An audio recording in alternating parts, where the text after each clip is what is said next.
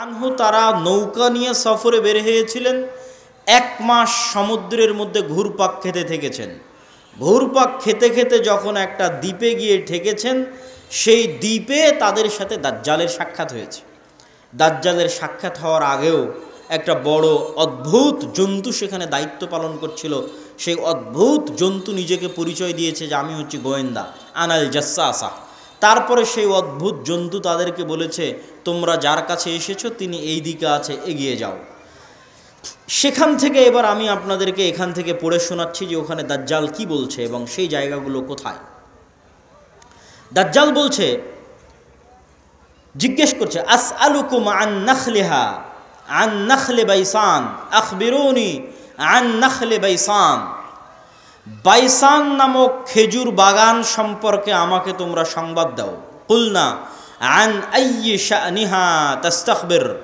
Bison নামক খেজুরের বাগান সম্পর্কে তুমি কি জানতে চাও? তখন দাজ্জাল উত্তরে বলছে, আসআলুকুম আন নাখলিহা। বাইসান নামক খেজুর বাগানে এখন খেজুর হয় কি না এ বিষয়ে আমাকে জানাও। হাল ইউসমির আমলা। তখন ওই তামিম আদ-দারি রাদিয়াল্লাহু তাআলা আনহু এবং তার সাথে যারা গেছে তারা উত্তরে বললেন, কুলনা নাআম, এখনও সেখানে খেজুর হয়। তখন দাজ্জাল উত্তরে বলছে, আমা ইন্নাহু ইউশিকু আল্লা তুসমির।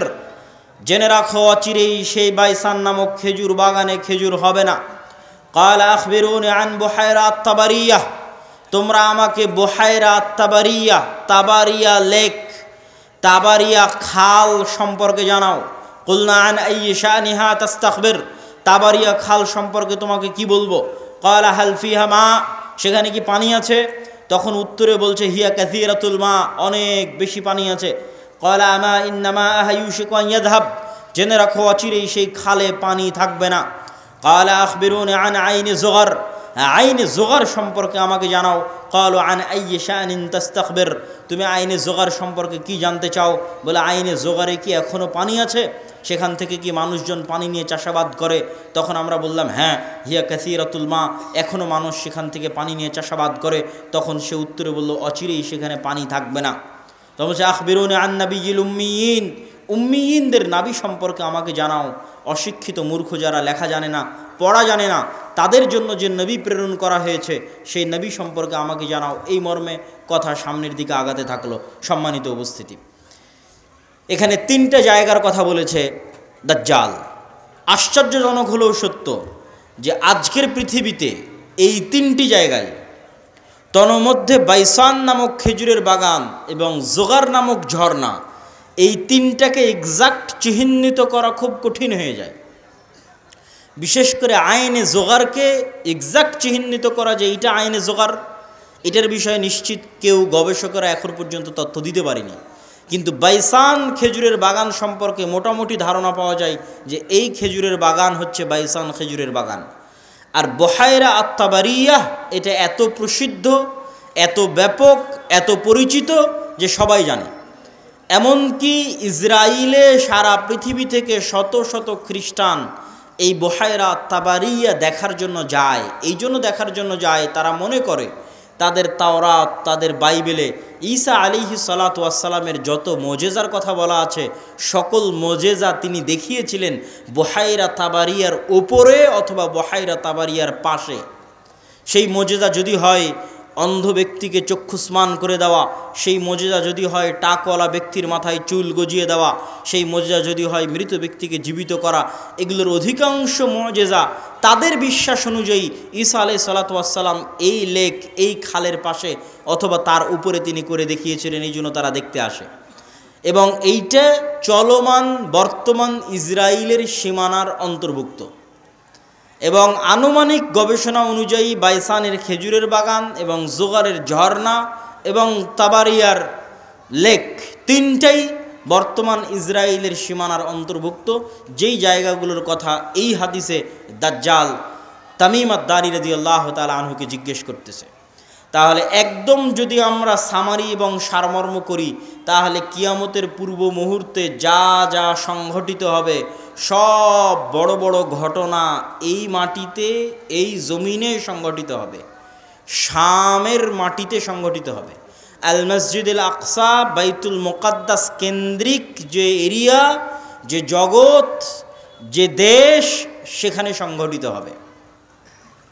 এবং আমি আমার অতীতের বক্তব্যগুলোতে বলেছি যে বাইতুল মুকাদ্দাসই একমাত্র কারণ পৃথিবীর, যেই কারণে পৃথিবীর 90% মানুষ যুদ্ধে জড়িয়ে যেতে পারে, যেই কারণে পৃথিবীর 90% মানুষ যুদ্ধে জড়িয়ে যেতে পারে, তার অন্যতম একটি কারণ হচ্ছে মসজিদে আকসা। কেননা পৃথিবীর তিনটা ধর্মের মানুষ এই মসজিদের দাবিদার। ইহুদিরা দাবিদার, খ্রিস্টানেরা দাবিদার, আমরা মুসলমানেরা দাবিদার। যেহেতু তিনটা ধর্মই আসমানি দিন, আসমান থেকে এসেছে, তিনটা ধর্মের গ্রন্থই আসমানি গ্রন্থ, ওই দুইটা গ্রন্থে বিকৃতি এসেছে, ওই দুইটা ধর্মে বিকৃতি এসেছে। ইসলামে বিকৃতি আসেনি, কোরআনে বিকৃতি আসেনি। কিন্তু যেহেতু একই জায়গা থেকে আগত, এই জন্য ঘটনা, আকিদা, বিশ্বাস, কাহিনী অনেক কিছুই সেম এবং কমন।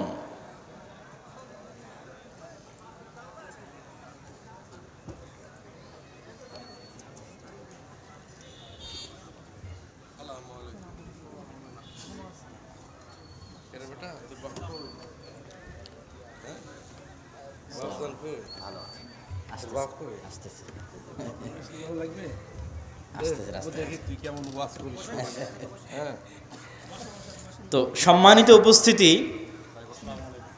আমরা যে বিষয়ে আলোচনা করছিলাম যে বর্তমান মসজিদে আকসা এবং বর্তমান বাইতুল মুকাদ্দাস পৃথিবীর তিনটা ধর্মের নিকটে পবিত্র স্থান। আর এই পবিত্র স্থান হওয়ার কারণ হচ্ছে এই তিনটা ধর্মই আব্রাহামিক রিলিজিয়ান, সেমেটিক রিলিজিয়ান। এই তিনটা ধর্মই মিল্লাতে ইব্রাহিমের দাবিদার, তথা ইব্রাহিম আলাইহিস সালাতু ওয়াস সালামের হিস্ট্রি, ইতিহাসের সাথে কানেক্টেড। আর সেমেটিক রিলিজিয়ান মানে নূহ আলাইহিস সালাতু ওয়াস সালামের 3 সন্তান তার সাথে নৌকায় উঠেছিলেন। একজনের নাম ইয়াফেস, একজনের নাম হাম, আর একজনের নাম সাম। ইয়াফেসের বংশধরেরা হচ্ছে সাদা চামড়া, ইউরোপ, আমেরিকা, রাশিয়া। সামের বংশধরেরা হচ্ছে সেমেটিক তথা মেটে, শ্যামা, হালকা সাদা, হালকা শ্যামা, হালকা মেটে। India, Pakistan, Bangladesh, Saudi, Kuwait, Qatar, Bahrain, এরা হচ্ছে সামের বংশধর। হাম হচ্ছে আফ্রিকান, টোটাল আফ্রিকান এরিয়া হচ্ছে নূহ আলাইহিস সালামের সন্তান হামের বংশধর। তো পৃথিবীতে আল্লাহ যত নবী পাঠিয়েছেন সকল নবী সামের বংশে পাঠিয়েছেন। সামের বংশে ইব্রাহিম আলাইহিস সালাতু ওয়াস সালাম। এই জন্য একটা মজার জিনিস, যারা অনলাইনে আমাদের দেখছেন তারা মনে রাখতে পারেন যে কালার ডিসক্রিমিনেশনের শিকার যারা হন ইউরোপ এবং আমেরিকায়, গায়ের রঙের কারণে ডিসক্রিমিনেশনের শিকার হওয়া, বৈষম্যের শিকার হওয়া, কেননা তাদের মধ্যে একটা আভিজাত্য বোধ কাজ করে যে আমি হচ্ছি সাদা চামড়ার, আর এশিয়া থেকে যারা এসেছে তারা সাদা চামড়ার নয়। আপনি দীর্ঘদিন থাকলে এই জিনিসটা ভিতর থেকে অনুভব করতে পারবেন, এই বৈষম্য। তো এইটা আপনারা মজার জিনিস জেনে রাখতে পারেন যে ইউরোপ, আমেরিকা তারা যতই সাদা চামড়ার হোক, তারা যেই নবীকে সম্মান করে, শ্রদ্ধা করে, সেই নবী সাদা চামড়ার ছিলেন না। মানে ঈসা আলাইহিস সালাতু ওয়াস সালাম, ঈসা আলাইহিস সালাতু ওয়াস সালামের গায়ের রং আর আমার নবী মুহাম্মদ সাল্লাল্লাহু আলাইহি ওয়াসাল্লামের গায়ের রং এক। মানে শ্যামা, মেটে, সাদা চামড়ার সাদা নয়। তথা গোটা ইউরোপ এবং আমেরিকার মানুষ যেই নবীর অনুসারী, যেই নবীর মূর্তি তাদের গির্জায় বানিয়ে রেখেছে, যেই নবীর মা মারিয়াম আলাইহা সালাতু ওয়াস সালামের মূর্তি তাদের গির্জায় বানিয়ে রেখেছে, তারা কেউই সাদা চামড়ার ছিলেন না। এই জন্য বলেছি সেমেটিক রিলিজিয়ান। তথা আল্লাহ সুবহানাহু তাআলা সামের বংশে সকল নবী দিয়েছে, ইব্রাহিমের বংশে পরবর্তী সকল নবী পাঠিয়েছে।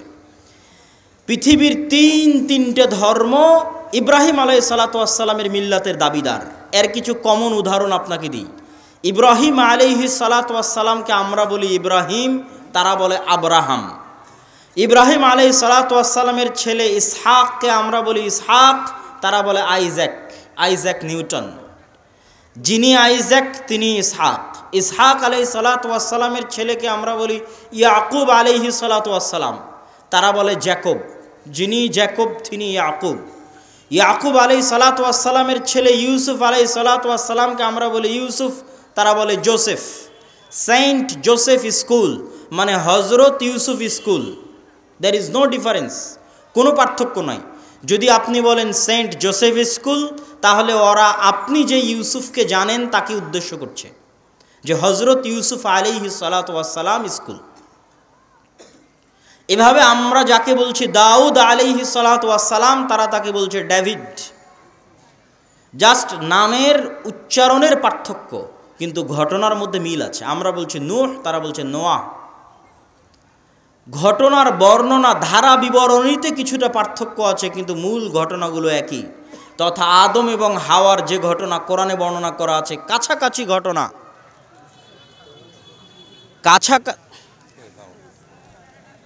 কেমন আছে?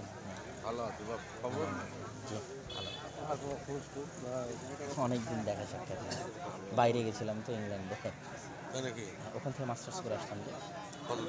1 বছরে একটা মাস্টার্স করে আসলাম ইংল্যান্ড থেকে। জি, ইসলামিক ব্যাংকের উপর, ইসলামিক ব্যাংকিং সিস্টেমের উপর। এই তানজিল ভাই, আব্বুকে ডেকে নিয়ে আসেন, নিয়ে আসতেছেন? হ্যাঁ বলতেছি, বক্তব্য শেষের দিকে চলে যাচ্ছে, দেখেন। হ্যাঁ হ্যাঁ বলবো ইনশাল্লাহ, আমি বুঝাবো, বক্তব্যের মধ্যে বলবো।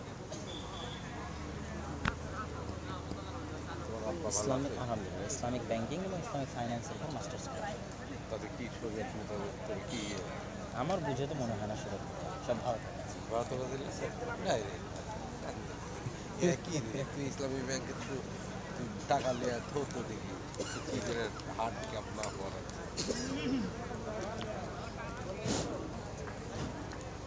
সম্মানিত উপস্থিতি, তো আমরা আলোচনা করছিলাম ইহুদি, খ্রিস্টান এবং ইসলাম, এই 3টা ধর্ম আব্রাহামিক রিলিজিয়ান। এই জন্য ঘটনার ধারা বিবরণীতে পার্থক্য হলেও মূল ঘটনা একই। তথা তাওরাত এবং ইঞ্জিলে আজও লেখা আছে যে মানুষ বানর থেকে তৈরি হয়নি, মানুষ আদম আলাইহিস সালাম থেকে তৈরি হয়েছে। আমরা বলছি আদম, তারা ওভাবেই বলতেছে। আমরা বলছি হাওয়া, তারা বলছে ইভ। হাওয়া আলাইহিস সালাতু ওয়াস সালামের নামটা চেঞ্জ হয়ে গেছে, ঘটনা একই। আমরা যেমন আমাদের কোরআনে মহাপ্লাবনের ঘটনা আছে নূহ আলাইহিস সালাতু ওয়াস সালামের, কাছাকাছি ওই রকমই মহাপ্লাবনের ঘটনা আজও তাওরাত এবং ইঞ্জিলে আছে। ঘটনার ধারা বিবরণীতে পার্থক্য হতে পারে, কেন ওগুলো বিকৃত হয়ে গেছে। ঠিক তেমনি কুরবানির কথা, ইব্রাহিম আলাইহিস সালাম তার সন্তানকে কুরবানি করছেন, এই কথা তাওরাত জাবুর ইঞ্জিলেও আছে, কিন্তু তারা পরিবর্তন করে দিয়েছে যে ইব্রাহিম আলাইহিস সালাম ইসহাক আলাইহিস সালাতু ওয়াস সালামকে কুরবানি করছেন। আর কোরআন বলছে ইব্রাহিম আলাইহিস সালাতু ওয়াস সালাম ইসমাইলকে কুরবানি করছেন। তো যাক, আমরা সরাসরি বাইতুল মুকাদ্দাসের দিকে চলে আসি এবং আমার বক্তব্যের শেষের দিকে এগিয়ে যাওয়ার চেষ্টা করব। তো ইব্রাহিম আলাইহিস সালাতু ওয়াস সালামের 2 সন্তান ইসহাক এবং ইসমাইল। আজকের পুরো পৃথিবীর ইসরায়েল কেন্দ্রিক যে পলিটিক্স, ফিলিস্তিন কেন্দ্রিক যে পলিটিক্স, এটা যদি বুঝতে চান তাহলে আপনাকে এই জিনিসটা ক্লিয়ার কনসেপ্ট রাখতেই হবে যে আসলে কেন এই জিনিসগুলো ঘটতেছে। তো ইব্রাহিম আলাইহিস সালাতু ওয়াস সালামের 2 সন্তান ইসহাক এবং ইসমাইল। ইসহাক আলাইহিস সালাতু ওয়াস সালাম হচ্ছেন সারা আলাইহা সালাতু ওয়াস সালামের সন্তান, আর ইসমাইল হচ্ছে হাজেরা আলাইহা সালাতু ওয়াস সালামের সন্তান। ইব্রাহিম আলাইহিস সালাতু ওয়াস সালাম সারার সন্তান ইসহাককে নিয়ে থাকতেন জেরুজালেমে। ইব্রাহিম আলাইহিস সালাতু ওয়াস সালাম থাকতেন কোথায়? জেরুজালেমে। আল্লাহ কোরআনে বলছেন নাজ্জাইনাহু ওয়া লুতান ইলাল আরদিল্লাতি বারাকনা ফিহা লিল আলামিন। আমি ইব্রাহিমকে আশ্রয় দিয়েছি এই মাটিতে, লুতকে আশ্রয় দিয়েছি এই মাটিতে, যেই মাটিতে আমি বরকত রেখেছি সারা পৃথিবীর মানুষের জন্য, ওই মাটি জেরুজালেমের মাটি। লুত আলাইহিস সালাতু ওয়াস সালামের শহর উল্টিয়ে দেওয়ার পরে আল্লাহ তাকে আশ্রয় দিয়েছেন জেরুজালেমে। আর ইব্রাহিম আলাইহিস সালাতু ওয়াস সালাম তিনি যখন ইরাক থেকে হিজরত করে এসেছেন, তখন আল্লাহ সুবহানাহু ওয়া তাআলা তাকে আশ্রয় দিয়েছেন জেরুজালেমে। তার বাপ আজর তাকে ইরাকের ব্যাবিলন নগরী থেকে তাড়িয়ে দিয়েছিলেন। তাহলে ইব্রাহিম আসলেন জেরুজালেমে, লুত আসলেন জেরুজালেমে। ইব্রাহিমের সন্তান ইসহাক ছিল জেরুজালেমে, ইসহাকের সন্তান ইয়াকুবও ছিল জেরুজালেমে। আর ইব্রাহিম আলাইহিস সালাতু ওয়াস সালাম আরেক সন্তান ইসমাইলকে রেখে আসলেন 1500 কিলোমিটার দূরে মক্কায় কাবা ঘরের পাশে। তাহলে একই সাথে একই সময়ে আল্লাহ ইব্রাহিম আলাইহিস সালামের 2 সন্তানকে দিয়ে পৃথিবীর 2টা মসজিদ আবাদ করাচ্ছেন। আল্লাহর নবী এবং পবিত্র কোরআন বলছে ইন্না আউওয়ালা বাইতিন উযিআ লিন-নাস বিবাক্কা, পৃথিবীর বুকে প্রথম মসজিদ তৈরি হয়েছে মক্কায় আল্লাহর ইবাদতের জন্য। আর আল্লাহর নবী বলছেন মক্কার 40 বছর পর, কাবার 40 বছর পর মসজিদ তৈরি হয়েছে আল মসজিদ আল আকসা, বাইতুল মুকাদ্দাস। তাহলে ইব্রাহিম আলাইহিস সালাতু ওয়াস সালামের এক সন্তান ইসহাক এবং তার বংশধরেরা আবাদ করছে মসজিদ আকসা, আর ইব্রাহিম আলাইহিস সালাতু ওয়াস সালামের আরেক সন্তান ইসমাইল এবং তার বংশধরেরা আবাদ করছে কাবা, একই সময়ে একই সাথে। আর ইব্রাহিম আলাইহিস সালাতু ওয়াস সালাম নিজে জেরুজালেম থেকে মক্কায় যাতায়াত করেছে 4 থেকে 5 বার। একবার হাজেরা আলাইহিস সালাতু ওয়াস সালাম এবং ইসমাইলকে রাখতে গেছেন, একবার জবাই করতে গেছেন, একবার কাবা ঘর তৈরি করতে গেছেন, একবার ছেলেকে এমনি দেখতে গেছেন, পাননি, স্ত্রীকে তালাক দিয়ে আসতে বলেছেন। লম্বা ঘটনা সহিহ বুখারীতে পাবেন। তাহলে ইব্রাহিম আলাইহিস সালাতু ওয়াস সালাম পৃথিবীর একমাত্র নবী যিনি একই সাথে এই দুইটা পবিত্র মসজিদের সাথে কানেক্টেড, একই সাথে। হুয়া ইব্রাহিম আলাইহিস সালাতু ওয়াস সালাম, তিনি ইব্রাহিম আলাইহিস সালাতু ওয়াস সালাম 5 বার মক্কা থেকে ফিলিস্তিন জেরুজালেম যাতায়াত করেছেন। এবার আসেন হিস্ট্রি সামনের দিকে আগাতে থাকলো। ইউসুফ আলাইহিস সালাম কুয়ায় পড়ে মিশরের বাজারে বিক্রি হয়ে গেলেন। আজকে যেমন ফিলিস্তিন আর মিশর পাশাপাশি, গাজায় আপনি ত্রাণ পাঠাতে পারবেন না মিশর ছাড়া, ওই কালেও একই অবস্থা ছিল, ফিলিস্তিন মিশর পাশাপাশি। ফিলিস্তিনের কুয়াতে পড়ে বিক্রি হলেন মিশরে অর্থমন্ত্রী হলেন, বাপ ভাই দাদা সবকে ডেকে পাঠালেন। 70 জনের পরিবারের বিশাল বহর নিয়ে ইয়াকুব আলাইহিস সালাম গেলেন মিশরে। এই প্রথম ইসহাকের বংশধরেরা ফিলিস্তিন ছেড়ে মিশর চলে গেল। মিশরে ইউসুফ আলাইহিস সালামের রাজত্ব এবং তার পরবর্তীদের রাজত্ব 1-150 বছর থাকলো। তারপরে যখন বিরোধী পার্টি ক্ষমতায় চলে আসলো, তথা ফেরাউন কিবতীরা যখন ক্ষমতা দখল করে নিল, তো আগের ক্ষমতায় যারা সবচেয়ে বড় জোট ছিল ওদেরকে হত্যা করতে লাগলো। আগের ক্ষমতায় যে বাদশাহ ছিল মিশরের, তার সবচেয়ে বড় জোট ছিল বানু ইসরাইল, ইউসুফ আলাইহিস সালাতু ওয়াস সালাম, তো এদেরকে হত্যা করো। আর ফেরাউন জানতো যে আমি ক্ষমতা হারালে এদের কাছে ক্ষমতা হারাবো, অতএব এদের শিশুদের হত্যা করো, যেন আমার ক্ষমতা দখল করার মতো কেউ না আসে। ওয়াইজ নাজ্জাইনাকুম মিন আলি ফিরআউনা ইয়াসুমুনাকুম সুআল আযাব ইউযাববিহুনা আবনাকুম ওয়া ইস্তাহিউনা নিসাআকুম, আমি তোমাদেরকে ফেরাউনের কবল থেকে বাঁচিয়েছি, যে ফেরাউন তোমাদের ছেলে সন্তানদের জবাই করত। আল্লাহ পবিত্র কোরআনে বলছেন ছেলে সন্তানদের জবাই করত। আজকের ফেরাউন বানু ইসমাইলের ছেলে সন্তানদেরকে গাজায় হত্যা করতেছে। দিন পরিবর্তন হয়েছে, টার্গেট একই। কেননা তারা জানে যে এই ফিলিস্তিন থেকে এমন সন্তান বের হবে যাদের হাতে তাদের পতন অনিবার্য, পতন অবশ্যম্ভাবী। এই জন্য বেরি যেন হতে না পারে, এই জন্য আগে শিশুই হত্যা করে দাও, যেমন ফেরাউন হত্যা করত। সম্মানিত উপস্থিতি, তারপরে ফেরাউনের অত্যাচারে থেকে বানু ইসরাইলকে বাঁচানোর জন্য আল্লাহ মুসা আলাইহিস সালামকে পাঠালেন। মুসা আলাইহিস সালাতু ওয়াস সালামের লম্বা ঘটনা, তিনি বানু ইসরাইলকে সাথে করে নিয়ে পালিয়ে যাচ্ছেন। ফেরাউনকে আল্লাহ লোহিত সাগরে ডুবিয়ে হত্যা করলেন। হত্যা করার পর মুসা আলাইহিস সালাম ফেরত মিশরে যাননি কেন? এই জন্য মিশরে ফেরত যাননি যে মুসা আলাইহিস সালাম পালিয়ে যাচ্ছিলেন না, মুসা আলাইহিস সালাম ইজ রিটার্নিং ব্যাক, ফেরত যাচ্ছিলেন। কোথায় ফেরত যাচ্ছিলেন? 400 বছর আগে ওনার বাপদাদা ইয়াকুব এবং ইয়াকুবের সন্তান 70 জন এবং ইউসুফ ওই যে জেরুজালেম ছেড়ে মিশরে আসছে, ওই জেরুজালেম বাপদাদার আদিভিটা, সেখানে ফিরে যাচ্ছিলেন। ইতিহাসের সত্য মিথ্যা জানা যায় না, কিন্তু ইতিহাসে লেখা আছে যে ইউসুফ আলাইহিস সালাম মিশরে মারা গেলেও তাকে তিনি ওসিয়ত করে গেছিলেন কবর দেওয়ার জন্য জেরুজালেমে। আর মুসা আলাইহিস সালামের কথা তো সহিহ বুখারীতে রাসূল সাল্লাল্লাহু আলাইহি ওয়াসাল্লাম বর্ণনা করতেছেন, যেটা ধারা বিবরণীতে আমি আসব। তো আপনি যদি আজকের ম্যাপে দেখেন, লোহিত সাগর পার হয়ে ফিলিস্তিনে যাবেন, মিশর থেকে লোহিত সাগর ক্রস করে ফিলিস্তিনে যাবেন, গুগল ম্যাপে দেখবেন ফিলিস্তিনে ঢুকার আগে বিশাল মরুভূমি, সিনাই মরুভূমি। আর ওই ফিলিস্তিনে তখন বসবাস করত তৎকালীন বিশ্বের সবচেয়ে শক্তিশালী গোত্র, তাদের নাম আমালেকা গোত্র। তো ওদের সাথে যুদ্ধ করে জিতে জেরুজালেম জয় করতে হবে, এই জন্য অপেক্ষায় বসে আছেন সিনাই মরুভূমিতে। সিনাই মরুভূমি যেহেতু মরুভূমি, আর লোহিত সাগরের পানি যেহেতু লবণাক্ত, এই জন্য কোনো খাবার নাই, না মরুভূমিতে কোনো ফলমূল হয়, না মরুভূমিতে কোনো পানি আছে। এই জন্য সূরা বাকারায় বানু ইসরাইলের ঘটনা পড়ে দেখবেন যে আল্লাহ মুসা আলাইহিস সালামকে বললেন, তুমি লাঠি দিয়ে পাথরে আঘাত করো, তোমার সম্প্রদায়ের জন্য ঝর্ণা তৈরি করে দিচ্ছে। তুমি আল্লাহর কাছে দোয়া করো, আর জান্নাত থেকে মান্না এবং সালোয়া পাঠিয়ে দিচ্ছে, জান্নাত থেকে পাখির আকারে এবং গাছে ঝুলন্ত আকারে, বাড়ির উপরে গাছে ঝুলন্ত আকারে জান্নাত থেকে মান্না এবং সালোয়া আসতো, কেননা মরুভূমিতে কোনো খাবার ছিল না। তারপরে মুসা আলাইহিস সালাম তাদের নিয়ে জেরুজালেম বিজয় করতে যাবেন মর্মে যুদ্ধের ঘোষণা দিলেন। এরা ছিল নিমক হারাম কওম। আল্লাহর এত বড় নিয়ামত দেখার পরও এরা বলল ইযহাব আনতা ওয়া রাব্বুকা ফাকাতিলা, মুসা আপনি আর আপনার আল্লাহ গিয়ে যুদ্ধ করেন, আমরা যুদ্ধ করতে পারবো না। বলেন নাউজুবিল্লাহ। এই জন্য মুসা আলাইহিস সালাম জেরুজালেম বিজয় করতে পারেননি। তখন মুসা আলাইহিস সালাতু ওয়াস সালাম আল্লাহর কাছে দোয়া করেছিলেন যেন আমার লাশ, আমার মৃত্যু যেন জেরুজালেমের এত নিকটে হয় যে একটা ঢিল মারলে যেন জেরুজালেম থেকে বাইতুল মুকাদ্দাস থেকে একটা ঢিল মারলে আমার কবরে এসে পড়ে। মুহাম্মদ সাল্লাল্লাহু আলাইহি ওয়াসাল্লাম বুখারীর হাদিসে বলছেন, আমি যদি আজ ফিলিস্তিনে থাকতাম তোমাদের দেখাতাম যে কোথায় মুসা আলাইহিস সালাতু ওয়াস সালামের কবর আছে। সম্মানিত উপস্থিতি, তারপরে ধারা বিবরণী আমি সংক্ষিপ্ত আকারে আজকের পর্যন্ত আপনাকে আমি বুঝিয়ে দিচ্ছি। তারপরে ইউশা বিন নুনের মাধ্যমে জেরুজালেম বিজয় হলো। আমার আগের বক্তব্য শুনে দেখবেন আল্লাহ জেরুজালেম বিজয়ের দিন সূর্যকে থামিয়ে দিয়েছিলেন। সূর্যকে থামিয়ে দিয়ে ইউশা বিন নুন জেরুজালেম বিজয় করেছিলেন। তারপরে আস্তে আস্তে আস্তে আস্তে দাউদ এবং সুলাইমান আলাইহিসসালাতু ওয়াসসালাম আসলেন। দাউদ এবং সুলাইমান আলাইহিসসালাতু ওয়াসসালাম পৃথিবীর সবচেয়ে বড় রাজত্ব জেরুজালেমে কায়েম করলেন। সুলাইমান আলাইহিসসালাম দ্বিতীয়বার মসজিদ আকসা নির্মাণ করালেন জিনদেরকে দিয়ে। আর পৃথিবীর অত শক্তিশালী অত বড় রাজত্ব পৃথিবীতে আগে আর কোনোদিন হয়নি, পরেও কোনোদিন হবে না, সেটা কায়েম হলো জেরুজালেমে। তারপরে দাউদ এবং সুলাইমানের পরে আস্তে আস্তে চলে আসলেন ঈসা আলাইহিসসালাতু ওয়াসসালাম। ঈসা আলাইহিসসালাতু ওয়াসসালামের মা মারিয়াম কোন মসজিদের খাদেম ছিলেন? মসজিদ আকসার খাদেম ছিলেন। ঈসা আলাইহিসসালাতু ওয়াসসালাম কোন শহরে জন্ম নিয়েছেন?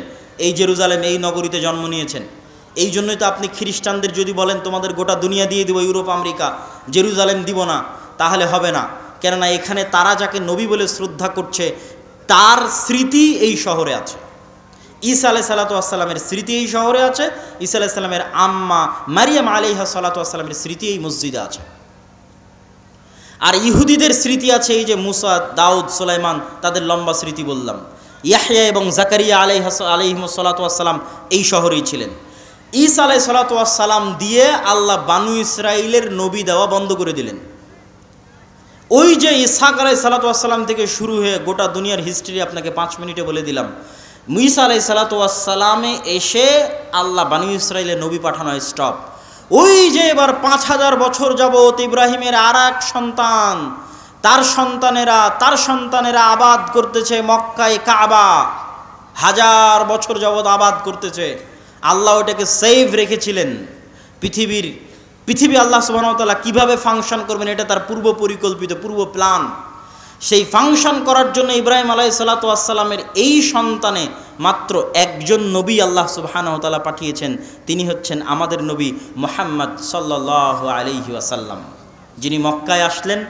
মক্কায় এসে তিনি নবীর দাবি করলেন এবং হেরাক্লিয়াসের দরবারে আবু সুফিয়ানকে জিজ্ঞেস করা হলো যে মুহাম্মদ সাল্লাল্লাহু আলাইহি ওয়াসাল্লামের পূর্বে কি আর কেউ নবী দাবি করেছিল? আবু সুফিয়ান বলল, না, মুহাম্মাদের পূর্বে মক্কায় আর জীবনে কোনোদিন কেউ নবী দাবি করেনি। হেরাক্লিয়াস বলল, যদি বলতে যে তার পূর্বে কেউ নবী দাবি করেছিল তাহলে আমি বলতাম দেখা দেখি নবী দাবি করছে। যেহেতু পূর্বে কেউ নবী দাবি করেনি, অতএব ভাবতে হবে যে মুহাম্মদ সাল্লাল্লাহু আলাইহি ওয়াসাল্লাম কেন নবী দাবি করছেন। তুমি আমাকে বলো, ওই মক্কায় মুহাম্মদ সাল্লাল্লাহু আলাইহি ওয়াসাল্লামের পূর্বে কেউ কি রাজা বাদশাহ ছিল? আবু সুফিয়ান বলছে, না, কেউ তো রাজা বাদশাহ ছিল না। 1000 বছর যাবৎ আমরা জানি না যে এই বংশে এই অঞ্চলে কোনোদিন রাজত্ব ছিল, বরং আজীবন এরা রোমান এবং পারস্য এম্পায়ারের অধীনে তাদের জীবন কাটেছে। ওখানে কোনোদিন রাজত্ব তৈরি হয়নি, মক্কা কেন্দ্রিক কোনো রাজত্ব তৈরি হয়নি। তখন বলছে, তাহলে তো অবশ্যই ভাবতে হয়, যদি তুমি বলতে এখানে কোনোদিন রাজা ছিল তাহলে আমি বলতাম যে বাপের দেখা দেখি, বাপদাদার সম্পত্তি, বাপদাদার রাজত্ব ফিরে পাওয়ার জন্য এখন নিজে নবুয়তের দাবি করছে। যেহেতু মক্কা কেন্দ্রিক কোনোদিন রাজত্ব তৈরি হয়নি, মক্কায় কোনোদিন কেউ নবী দাবি করেনি, আবার তোমরা বলছো যে ওখানে ইব্রাহিমের সুন্নাত পাওয়া যায়, মানে হেরাক্লিয়াস স্বপ্নে দেখেছিল আরবদের মধ্যে যারা খাতনা করে। হেরাক্লিয়াস সব পাদ্রীদের ডেকে বলছে, কারা খাতনা করে? পাদ্রীরা বলল, শুধু ইহুদিরা খাতনা করে। বললাম, না, আমি স্বপ্নে দেখেছি আরবদের মধ্যে কারা খাতনা করে। আরবদের মধ্যে কেউ খাতনা করে আমি তো জানি না। তখন আবু সুফিয়ানকে ডেকে নিয়ে এসে জানা গেল মক্কার কোরাইশরা যুগ যুগ ধরে খাতনা করে আসতেছে। কেন? মক্কার কোরাইশদের আদি পিতা তো ইসমাইল আলাইহিস সালাতু ওয়াসসালাম, যিনি ইব্রাহিমের সন্তান। এটা ইব্রাহিমের সুন্নাত, মিল্লাতে ইব্রাহিমের সুন্নাত। সম্মানিত উপস্থিতি, এই জায়গায় হলো সুপারিয়রিটিতে ধাক্কা। ইহুদি এবং বানু ইসরাইলের যে সুপারিয়রিটির থিওরি, পৃথিবীর মাত্র 2টা জাতি এত ভয়ঙ্কর সুপারিয়রিটিতে বিশ্বাস করে, যা পৃথিবীর আর কোনো জাতি বিশ্বাস করে না, একটা ব্রাহ্মণ আর একটা ইহুদি। হিন্দুদের মধ্যে যে 4টা গ্রুপ আছে তার মধ্যে একটা হচ্ছে ব্রাহ্মণ। তারা বিশ্বাস করে যে তারা হচ্ছে খোদার মাথা থেকে, তাদের প্রভুর মাথা থেকে সৃষ্টি হয়েছে, এই জন্য তাদের সম্মান মর্যাদা সবার উপরে, বাকি সব তাদের গোলাম। শূদ্র বৈশ্য ক্ষত্র যা আছে সব তাদের গোলাম। আর এরা বিশ্বাস করে যারা আল্লাহর সন্তান, বলেন নাউজুবিল্লাহ, এরা বিশ্বাস করে আর আল্লাহর সন্তান, এবং এদের সবচেয়ে বড় গর্ব হচ্ছে যে ইব্রাহিমের সন্তান, ইসহাকের বংশধর। যদিও আজকের আধুনিক বিশ্বে কোনো প্রমাণ নাই যে চলমান ইসরায়েলে যারা বসবাস করছে এরা ইব্রাহিম আলাইহিসসালাতু ওয়াসসালামের ব্লাডলি কানেক্টেড। কী জন্য প্রমাণ নাই? আমার আগের আলোচনা থেকেই দলিল পেয়ে যাবেন। আগের আলোচনায় বলেছি ইব্রাহিম আলাইহিসসালাতু ওয়াসসালাম নূহের সন্তান সামের বংশধর, না নূহের সন্তান হামের বংশধর, না নূহের সন্তান ইয়াফিসের বংশধর? কি বক্তব্য শুনলেন? কার বংশধর? সামের বংশধর। আর সেমেটিকদের গায়ের কালার কীরকম হয়? সেমেটিকদের গায়ের কালার হচ্ছে মেটে, শ্যামা, সাদা চামড়া তো ইয়াফেস। তাহলে ইউরোপ এবং আমেরিকার গায়ের চামড়া, গায়ের কালার নিয়ে এসে ফিলিস্তিনে বসে দাবি করবা যে তুমি ইসহাক আলাইহিসসালাতু ওয়াসসালামের বংশধর, ইয়াকুব আলাইহিসসালাতু ওয়াসসালামের বংশধর, দিস ইজ ইম্পসিবল। এটা হতেই পারে না, অসম্ভব। অন্তত গায়ের চামড়ায় তো মিলতে হবে, গায়ের রঙে তো মিলতে হবে। এই জন্য কোনো ঐতিহাসিক ডকুমেন্ট নাই যে তারা তার সন্তান, কিন্তু দাবি করে। তো ওই দাবির ভিত্তিতে আমরা আলোচনা করতেছি যে তাদের যে সুপারিয়রিটি থিওরি, যে আমরা আল্লাহর সন্তান এবং আমরা ইব্রাহিম আলাইহিসসালাতু ওয়াসসালামের অমুক সন্তানের পরবর্তী বংশধর, এই জন্য আমাদের জন্য দয়া, আমাদের জন্য রহমত, আর বাকি পৃথিবীর সব গোলাম। সবকে যদি আমরা মেরে হত্যা করি তবুও কোনো পাপ হবে না। ভাই, এটা বিশ্বাস করে, আল্লাহর কসম করে বলছে, এটা বিশ্বাস করে, না হলে এত নিষ্ঠুর হওয়া মানুষের জন্য সম্ভব নয়। আপনি যখন বিশ্বাস করবেন যে এই সমস্ত মানুষকে হত্যা করলে আমার গুনাহ হবে না, তখনই আপনি এত নিষ্ঠুর হতে পারবেন। যে গত 10 দিনে আপনি 9-10,000 মানুষকে হত্যা করছেন, কিন্তু আপনার অন্তর কাঁপে না। কেন কাঁপে না? আপনি তো বিশ্বাসই করেন না যে গুনাহ হবে। ওই যে সুপারিয়রিটি থিওরি, সারা পৃথিবীর সব মানুষকে যদি হত্যা করে দেওয়া হয় তবুও তাদের দৃষ্টিতে তারা গুনাহগার হবে না, কেন? তারা হচ্ছে আল্লাহর সন্তান আর বাকি সব হচ্ছে গোলাম। এই হচ্ছে তাদের বিশ্বাস। এই সুপারিয়রিটি থিওরিতে সবচেয়ে বড় ধাক্কা দিয়েছে মুহাম্মদ সাল্লাল্লাহু আলাইহি ওয়াসাল্লাম। কেন? মুহাম্মদ সাল্লাল্লাহু আলাইহি ওয়াসাল্লামও বললেন আমি ইব্রাহিমের বংশধর। কথা কি আমার বুঝতে পারছেন? মুহাম্মদ সাল্লাল্লাহু আলাইহি ওয়াসাল্লাম ইব্রাহিমের সন্তান ইসমাইলের বংশধর, বানু ইসমাইল। আর তারাও জানতো যে আরবে শেষ নবী আসবে। এই জন্য ঈসা আলাইহিসসালাতু ওয়াসসালামের মৃত্যুর পরে অনেক ইহুদি মদিনায় চলে গেছিল। বানু কুরাইজা, বানু কায়নুকা, বানু নাজির সবগুলো চলে গেছিল মদিনায়। তারা অপেক্ষা করছিল তাদের মধ্যে শেষ নবী আসবে, আরবে আসবে, তাদের বংশে আসবে। কিন্তু যখন দেখলো না তাদের বংশে আসলো না, মুহাম্মদ সাল্লাল্লাহু আলাইহি ওয়াসাল্লাম বনি ইসমাইলের বংশে শেষ নবী দাবি করলো, তাহলে মুহাম্মদ সাল্লাল্লাহু আলাইহি ওয়াসাল্লাম 2 দিক থেকে তাদের সুপারিয়রিটিতে আঘাত করলেন। এক, তুমি রক্তে যতই দাবি করো তুমি ইব্রাহিমের বংশধর, তা আমি মুহাম্মদও দাবি করছি আমি ইব্রাহিমের বংশধর, আমি ইসমাইলের বংশধর। অতএব রক্তে আমার উপর তোমার কোনো প্রাধান্য আর থাকলো না, শেষ। আমার উপর তোমার প্রাধান্য রক্তে থাকলো না, এই জিনিসটা তারা বুঝে গেল। এবং তারা এটাও বুঝে গেল যে মুহাম্মদ সাল্লাল্লাহু আলাইহি ওয়াসাল্লামের কওমের জন্য আল্লাহর পক্ষ থেকে তাদের কিতাবে বর্ণিত যত ওয়াদা, যত রহমত, যত বরকত, সব রহমত, সব বরকত এবার মুহাম্মদ সাল্লাল্লাহু আলাইহি ওয়াসাল্লাম এবং তার উম্মতের জন্য আসবে। এই জন্য তাদের পৃথিবীতে সবচেয়ে বড় শত্রু হচ্ছে ইসলাম এবং মুসলমানেরা, 2টা কারণে।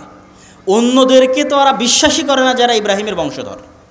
অন্তত তাদের কিতাবে তো ইব্রাহিমের আরেক সন্তান ইসমাইলের নাম লেখা আছে, যে ইব্রাহিমের আরেক সন্তান ইসমাইল, এবং তারা এটা বিশ্বাস করে যে আরবরা হচ্ছে ইসমাইলের বংশধর।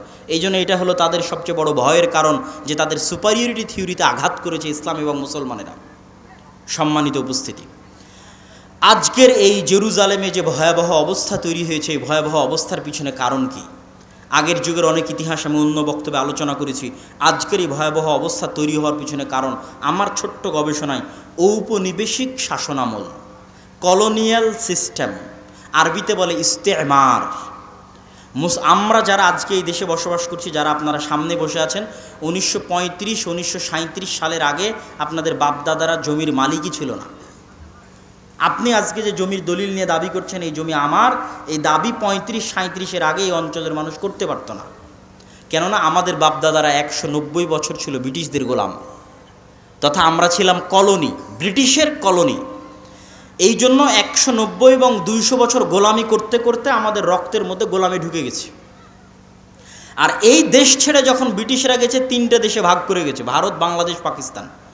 ঠিক সারা পৃথিবীর প্রায় মুসলিম দেশই কোনো না কোনো ইউরোপিয়ান কান্ট্রির কলোনি ছিল। আর এই কলোনিয়াল সিস্টেম কতটা ভয়ঙ্কর ছিল এটা ইউরোপ সফর না করলে আমি, কষ্ট আমার এবং আপনার অন্তরে থাকতে হবে। যেই মসজিদের 2 রাকাত সালাত অন্য মসজিদের 1000 সালাতের চেয়ে উত্তম, পৃথিবীর যে তিনটা মসজিদ ইসলামের সবচেয়ে পবিত্রতম মসজিদ, যার জন্য সফর করা, যার জন্য যাওয়া উত্তম উচিত, যেই মসজিদগুলোতে সালাতের বিশেষ ফজিলত রয়েছে, সেই 3টা মসজিদের একটা মসজিদ মসজিদ আকসা আমরা যেতে পারি না। এটা আল্লাহ আমাদেরকে বঞ্চিত করে রেখেছে আমাদের কর্মফলের কারণে, আমাদের আমলের কারণে। সম্মানিত উপস্থিতি, আপনি ইহুদি পল্লীতে যান, ইহুদি পল্লীতে গিয়ে দেখেন তারা কিভাবে চলে, কিভাবে চলাফেরা করে, দেখে আসেন। তারা পৃথিবীর মানুষকে বলবে তোমরা সুদ নিয়ে ব্যস্ত থাকো, ওরা নিজেরা পরস্পরে সুদ খাবে না। তারা পৃথিবীর মানুষের পিছনে কোটি কোটি টাকা ব্যয় করবে যে তোমরা মদ, গাঞ্জা, জুয়া এগুলো নিয়ে ব্যস্ত থাকো, ওরা নিজেরা জীবনে কোনোদিন মদ, গাঞ্জা, জুয়া নিয়ে ব্যস্ত থাকবে না। টাকার বিষয়ে সবচেয়ে কৃপণ, টাকা কেমনে জমা করতে হয়, অনর্থক অপচয় খরচ না করে টাকা কেমনে জমা করতে হয়। পৃথিবীর সবচেয়ে বড় বড় মাল্টি বিলিয়নার হচ্ছে তারা, কেন তারা ওইভাবেই তাদের সন্তান সন্ততিকে বড় করেছে। হ্যাঁ, তাদের উপর আল্লাহর গজব এবং আযাব আসবে, কিন্তু আল্লাহ সুবহানাহু ওয়া তাআলা বিধর্মীদের দিয়েই মুসলমানদেরকে আযাব এবং শাস্তি দিয়ে থাকেন। তারও দলিল কোরআন এবং হাদিসে আছে, যেটা আমি আমার অন্য বক্তব্যে বিস্তারিত আলোচনা করেছি, আজকে সময় নাই। সেহেতু আমরা একটা আযাব এবং গজবের মধ্যে দিয়ে যাচ্ছি আমাদের আমলের কারণে। আমাদের অন্তরে ব্যথা থাকতে হবে যে আমরা হজ এবং উমরা করতে গেলেও, মক্কা মদিনায় গেলেও মসজিদ আকসায় যেতে পারি না। আজ থেকে 100 বছর আগে, গত 1300 বছর এমন কোনো মুসলমান নাই যারা হজ উমরা করতে গেছে আর মসজিদ আকসায় যায়নি। হজের ট্রিপ মানেই মসজিদ আকসাহের ট্রিপ হবে। সম্মানিত উপস্থিতি, এই জন্য সুলতান সালাহুদ্দিন আইয়ুবী শপথ করেছিলেন যতদিন আল্লাহ তার 3টা মসজিদের একটা মসজিদকে খ্রিস্টানদের কবল থেকে মুক্ত না করবে, ততদিন সুলতান সালাহুদ্দিন আইয়ুবী আল্লাহর আরাক মসজিদ মক্কা এবং মসজিদে নববী জিয়ারতের জন্য যাবে না। আল্লাহর মসজিদকে বন্দি দশায় রেখে, আল্লাহর মসজিদকে মানুষের সালাত মুক্ত অবস্থায় রেখে তিনি কিভাবে আল্লাহর আরাক মসজিদ জিয়ারতের জন্য যাবেন, এই ব্যথায় তিনি যুদ্ধ করতেন। এই জন্য আপনাদের সন্তান সন্ততি পরবর্তী বংশধরের অন্তরে এই ব্যথা, এই বিশ্বাস এবং আমলের পরিবর্তনের মাধ্যমে আমরা বিজয় অর্জন করতে পারি। যেহেতু আল্লাহর ওয়াদা যে বিজয়ী হব, বক্তব্যের শুরুতেই হাদিস পড়ে দিয়েছি যে পাথর বলবে, গাছ বলবে, ওয়াদা হবে। আল্লাহর নবী বলেছেন হবে, আজ না হলে যেদিন ইমাম মাহদি আসবেন সেই দিন হবে। কিন্তু আমরা যদি তার আগেও যে হবে না তা না, তার আগেও হতে পারে। সুলতান সালাহুদ্দিন আইয়ুবীর হাত দিয়ে আল্লাহ বিজয় করায়নি, করিয়েছে। আমাদের হাত দিয়েও আল্লাহ বিজয় করাতে পারে, কিন্তু তার জন্য আমলের পরিবর্তন লাগবে, আখলাকের পরিবর্তন লাগবে। সম্মানিত উপস্থিতি, আজকের যে অনুষ্ঠানটা আয়োজন হচ্ছে, এই অনুষ্ঠানের মূল লক্ষ্য উদ্দেশ্য হচ্ছে মসজিদ ভিত্তিক দ্বীন শিক্ষা, মসজিদ ভিত্তিক মক্তবকে শক্তিশালী করা। আমরা আপনাদের এই অঞ্চলে সফর দিয়েছিলাম, গোটা মোহনপুর অঞ্চলে আমি নিজে সফর দিয়েছি। মোটামুটি কিছু মসজিদে মসজিদ ভিত্তিক মক্তব আছে, কিছু মসজিদে নাই। তো এই যে শিক্ষায় আমরা পিছিয়ে, জ্ঞানে আমরা পিছিয়ে, অথচ তারা আমাদের চেয়ে শিক্ষা এবং জ্ঞানে এগিয়ে। তো আমাদের যে জ্ঞানে পিছিয়ে এবং বিশেষ করে ধর্মীয় জ্ঞানে আরও পিছিয়ে, কেননা আমাদের দেশের 90% ছেলে মেয়ে যায় স্কুলে আর 2 থেকে 3% যায় মাদ্রাসায়। ওই যে 90 থেকে 95% গেল স্কুলে, তাদের জন্য কোনো একাডেমিক সিলেবাস নাই দিন শেখানোর। যদি না আমরা মসজিদগুলোকে দিন শিক্ষার দিক থেকে শক্তিশালী না বানাতে পারি, শক্তিশালী প্রতিষ্ঠান না বানাতে পারি, তাহলে আমাদের পরবর্তী প্রজন্ম হবে কোরআনবিহীন, আমাদের পরবর্তী প্রজন্ম হবে দ্বীনের জ্ঞানবিহীন, যা আমাদের উপরে জাতিগতভাবে আল্লাহর আযাব আসার জন্য বাধ্য করবে। তথা আমরা আজকে বাংলাদেশে বসে আসি, গাজার জন্য প্রতিবাদ করছি, কয়দিন পর দেখবেন যে আমরাই গাজা হয়ে গেছি। কথা বুঝতে পেরেছেন? যদি আমরা আমাদের আমল এবং আখলাকে পরিবর্তন না আনি, কেননা গাজা হওয়ার মতো সকল ক্রাইটেরিয়া এই দেশে মজুদ আছে। কি এই দেশে মজুদ আছে? এটা পৃথিবীর একমাত্র মুসলিম দেশ যার পাশে কোনো মুসলিম দেশ নাই। তথা এটা যদি কোনো দিন গাজা হয়, তাহলে গাজার চাইতে ভয়ঙ্কর পরিবেশ তৈরি হবে। কেননা গাজার পাশে অন্তত মিশর তো আছে, মাটির তল দিয়ে খুঁড়ে মিশর থেকে তারা ত্রাণ এবং পণ্যয়নে কোনো মতে বাঁচতে পারতেছে। কিন্তু আপনার দেশ যেই দিন গাজা হয়ে যাবে, সেই দিন আপনার এখানে ত্রাণ পাঠানোরও কেউ থাকবে না। এই জন্য বাঁচার রাস্তা কি? যদি এই দেশের স্বাধীনতা এবং সার্বভৌমত্ব রক্ষা করতে চান, দ্বীন এবং আমলে ফিরে আসতে হবে। পরবর্তী প্রজন্মদের কাছে বেসিক দ্বীনের জ্ঞান দিতে হবে। তার জন্য মসজিদে টাইলস এবং এসির আগে মক্তব চালু করতে হবে।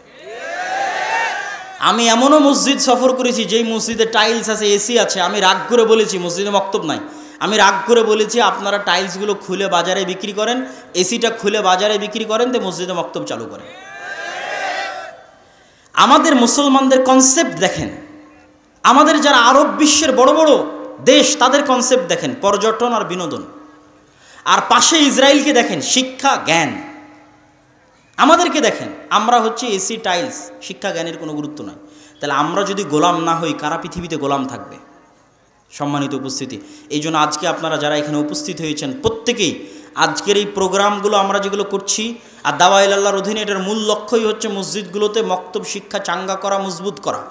তো আপনারা যারা এখানে বিভিন্ন অঞ্চল, বিভিন্ন এলাকা থেকে উপস্থিত হয়েছেন, আপনাদের যে মসজিদগুলোতে মক্তব আছে আমাদের সিলেবাস নিয়ে যাবেন।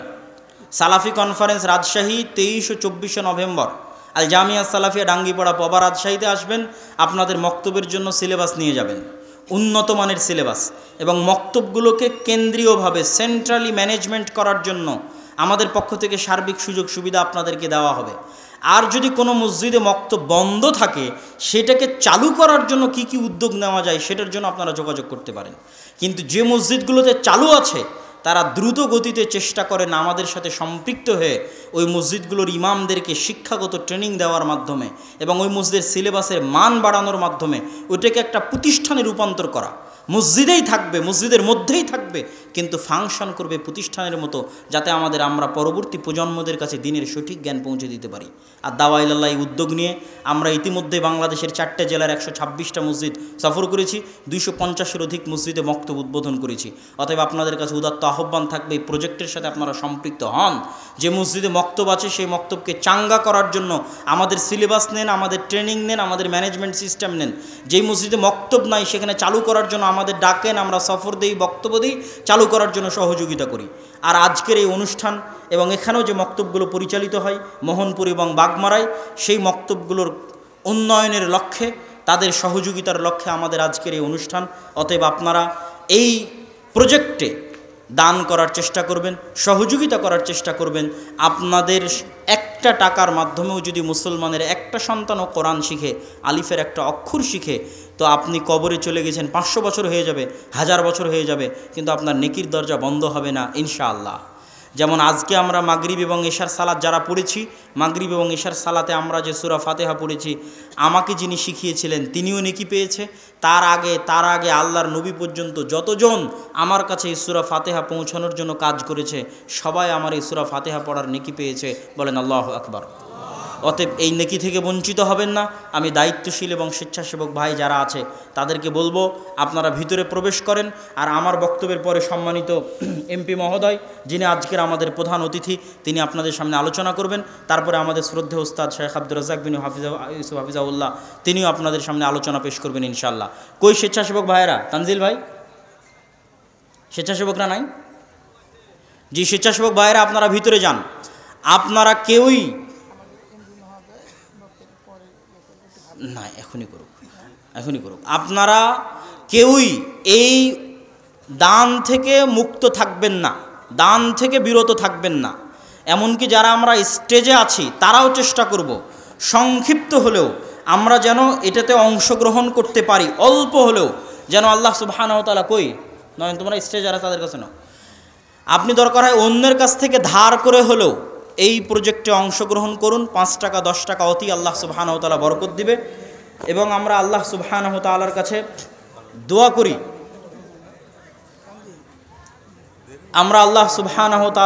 দোয়া করি, যে আল্লাহ সুবহানাহু ওয়া তাআলা, হে আল্লাহ, আপনি আজকে যারা আমাদের অত্র প্রোগ্রামে উপস্থিত হয়ে এই প্রজেক্টে তাদের স্বতঃস্ফূর্ত অংশগ্রহণের জন্য সহযোগিতার হাত বাড়িয়ে দিচ্ছে, আপনি তাদের দানকে কবুল করুন, আল্লাহুম্মা আমিন। এবং আমাদের ফিলিস্তিনের, হ্যাঁ দিব, আচ্ছা, আমাদের ওকে শেষ করে দিচ্ছি। আমাদের ফিলিস্তিনের, ইনশাআল্লাহ, হে আল্লাহ সুবহানাহু ওয়া তাআলা, আমাদের ফিলিস্তিনের যে সমস্ত ভাই এবং বোনেরা নিহত হচ্ছে, এখন পর্যন্ত 9000 মারা গেছে, হে আল্লাহ, আপনি তাদেরকে শহীদ হিসেবে কবুল করুন, আল্লাহুম্মা আমিন। হে আল্লাহ, গাজার মুসলমানদের উপর পৃথিবীর স্মরণকালের ভয়াবহ যে অত্যাচার, যে জুলুম চলতেছে, আপনি তাদের উপর থেকে সেই জুলুম, সেই অত্যাচার উঠিয়ে নিন। আল্লাহুম্মা আমিন। হে আল্লাহ, ইন্নাকা আলা কুল্লি শাইইন কাদির, আপনি আপনার শক্তি, আপনি আপনার ক্ষমতা, আপনি আপনার সাহায্য সহযোগিতা মুসলমানদের জন্য পাঠিয়ে দিন। আল্লাহুম্মা আমিন। হে আল্লাহ, আপনি আমাদের জন্য সুলতান আন নাসিরা, এমন একজন শাসক পাঠান যেই শাসকের হাত দিয়ে আমরা পুনরায় মসজিদে আকসা, বাইতুল মুকাদ্দাস বিজয় করতে পারবো। আল্লাহুম্মা আমিন। হে আল্লাহ, আজকে যারা এই দানে অংশগ্রহণ করছে, আপনি তাদের এই দানকে কবুল করুন। আল্লাহুম্মা আমিন। আমাদের যারা পূর্বে মারা গেছে তাদের কবরকে প্রশস্ত করে দিন। আল্লাহুম্মা আমিন। আপনারা কেউই এই দান থেকে বিরত থাকবেন না। স্টেজে যারা আমরা আছি তারাও অংশগ্রহণ করব। কেউই আপনারা এই দান এবং এই